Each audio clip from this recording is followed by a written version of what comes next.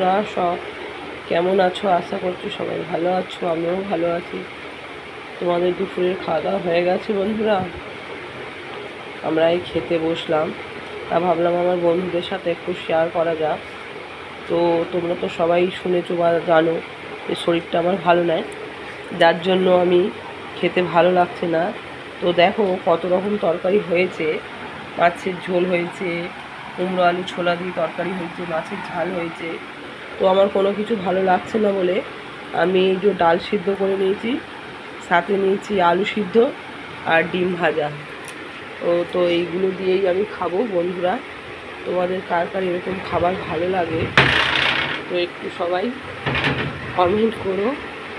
হাওয়াতে দরজাগুলো কি আওয়াজ হচ্ছে?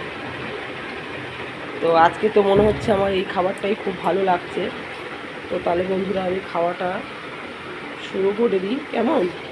তোমরা সবাই সঙ্গে থাকো আর দেখতে থাকো, হ্যাঁ। আর কার কার এরকম খাওয়ার পছন্দ একটু জানিও।